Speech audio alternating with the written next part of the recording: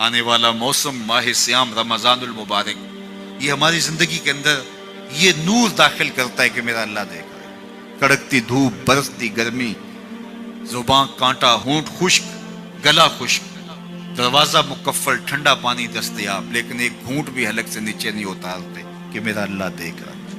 وضو کرتے بھی احتیاط کرتے ہیں کہ میرا اللہ مجھے دیکھ رہا ہے۔ کرتے ہیں کہ نہیں کرتے؟ یہ نور ملتا ہے کہ نہیں ملتا؟ اس کو پھر جذب کر لینا چاہیے تاکہ یہ زندگی میں چھا جائے، کیونکہ جو رمضان میں دیکھتا ہے وہ غیر رمضان میں بھی دیکھتا ہے۔ اور پھر پانی نہیں پیتے کہ اللہ دیکھ رہا ہے، کھانا نہیں کھاتے اللہ دیکھ رہا ہے، لیکن جب آنکھ بھٹکتی ہے تو اس وقت اللہ نہیں دیکھتا، جب خیال بہکتا ہے تو اس وقت اللہ نہیں دیکھتا۔ رشوت میز کے اوپر سے لے رہے ہوں یا نیچے سے لے رہے ہوں تب نہیں اللہ دیکھ رہا ہوتا، اللہ صرف کھانے اور پینے کو دیکھ رہا ہوتا ہے۔ یہ جو ایک نور آیا ہے اس کو جذب کر لے، پوری زندگی میں پھیلا لے۔ تو اسی لیے رمضان تقوی بانٹتا ہے، روزہ تقوی بانٹتا ہے، زندگی میں نور اور روشنیاں بھر دیتا ہے۔ اقبال نے کہا تھا حب دولت تلف می سازت زکات، زکات حب دولت کو زائل کرتی ہے۔ جب اللہ کی راہ میں لٹاؤ گے تو اس سے کم بھی نہیں ہوگا۔ میرے حضور نے 3 چیزیں قسم کر کے کہی۔ حضرت ابو کبشہ الانماری رضی اللہ تعالیٰ عنہ سے مروی ہے، میرے حضور نے ارشاد فرمایا اگر کوئی شخص کسی کو معاف کر دیتا ہے تو اس کی عزت کم نہیں ہوگی، میں محمد اللہ کی قسم اٹھاتا ہوں۔ دوسری بات میرے حضور نے فرمائی کہ جو شخص مانگنے لگ جاتا ہے، سوال کا دروازہ کھول لیتا ہے، اللہ اس کے لیے محتاجی کا دروازہ کھول دیتا ہے، اس کی کبھی کمی پوری نہیں ہوتی۔ اور تیسری بات میرے حضور نے قسم کر کے کہی ما نقص مال عبد من صدقہ، کہا میں اللہ کی قسم اٹھا کے کہتا ہوں کہ صدقے سے مال کم نہیں ہوتا، صدقے سے مال گھٹتا نہیں ہے۔ تو ایک تو مال بھی نہیں گھٹے گا، یہ ضمانت کس کی ہے؟ میری نہیں ہے، یہ رسول اللہ کی ضمانت ہے۔ ایک تو مال بھی کم نہیں ہوگا، اور دوسرا یہ ہے کہ حب دولت ختم ہوگی۔ حب دولت تلف می سازت زکات، یہ ماہ سیام آ رہا ہے تو زکات سے حب دولت کو کم کیجئے، بلکہ صدقات دیجئے، نفلی صدقات کیجئے، غرباء کی مدد کیجئے، مساکین کی مدد کیجئے، اپنے غریب محتاج رشتہ داروں پہ غور کیجئے، ان کی مدد کیجئے، اپنی ہمسائیگی میں دیکھیے، پردے سے مدد کیجئے، ان کی عزت نفس بھی مجروح نہ ہو۔ یہ جو نمائش لگا کے 10 اخباروں میں چھپوا کے لوگوں کی مدد کرتے ہیں، اس سے گریز کیجئے۔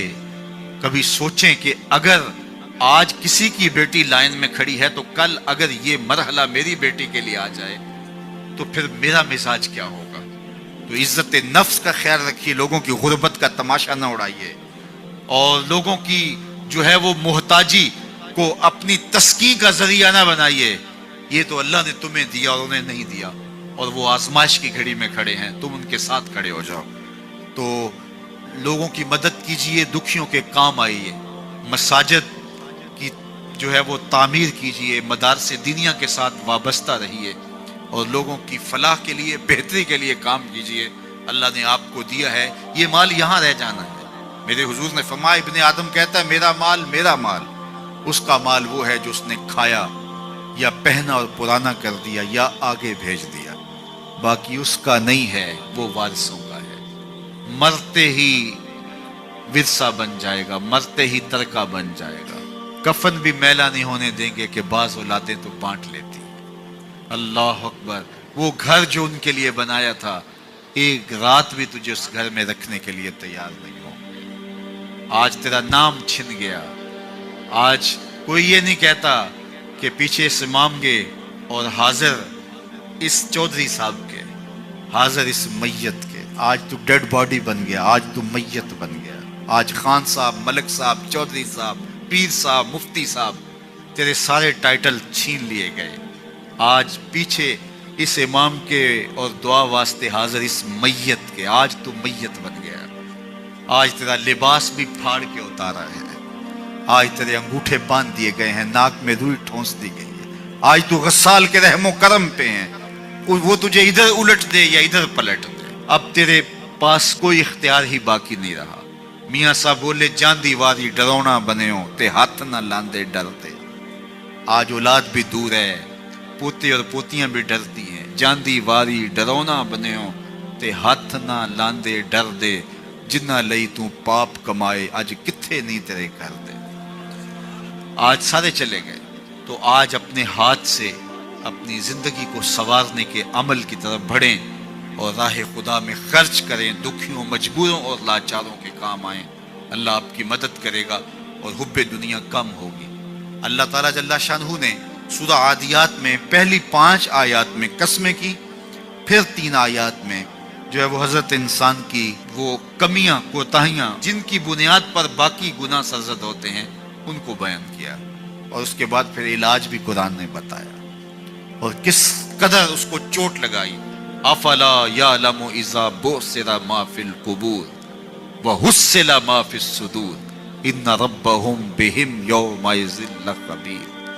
افلا یعلم اذا بعثر ما فی القبور، اے اکڑ کے چلنے والے، اے ناشکر انسان، اے دولت کے پجاری، وہ وقت یاد کر جب تو قبر سے اٹھایا جائے گا۔ اس وقت کفن بھی چھین لیا جائے گا۔ اب سب کو چھین لیا گیا، دولت، بینک بیلنس، تیری جائیدادیں، پلازے، گاڑیاں، گھر، کوٹھیاں، بنگلے، سب کچھ یہیں رہ گیا، صرف ایک چادر کفن کے لے کے جا رہا ہے۔ لیکن جب قبر سے اٹھایا جائے گا یہ کفن کی چادر بھی رہ جائے گی، برہنہ اٹھایا جائے گا۔ اللہ اکبر، نہ پاؤں میں جوتے، نہ سر پہ پگڑی، نہ بدن پہ کپڑا، برہنہ اٹھایا جائے گا۔ سیدہ عائشہ رضی اللہ تعالیٰ عنہ نے سنا تو کانپنے لگی، عرض کی حضور قبر سے برہنہ اٹھائے جائیں گے تو ایک دوسرے سے حیا نہیں آئے گی؟ فرمایا عائشہ معاملہ اس سے بھی آگے ہے، کسی کو ہوش ہوگی تو حیا آئے گی، ہوش اڑے ہوئے ہوں گے، خوف قیامت طاری ہوگا، قبروں سے یوں لوگ اٹھائے جائیں گے۔ افلا یعلم اذا بعثر ما فی القبور، اب بعثر کا جو مفہوم ہے، جو ترجمہ اور معنی ہے وہ تو رہے، بعثر کا جو صوتی آہنگ ہے، جب بولتے ہوئے ایک جھٹکا لگتا ہے تو قبروں سے اٹھتے ہوئے لوگوں کی کیفیت معلوم کرنے کے لیے بعثر کا صوتی آہنگ ہی کافی ہے۔ افلا یعلم اذا بعثر ما فی القبور وحصل ما فی الصدور، حصل کے اوپر جو تشدید ہے، یہ معنی کو کتنی خوبصورتی کے ساتھ ایک مجسم پیکر میں سامنے لا رہی ہے۔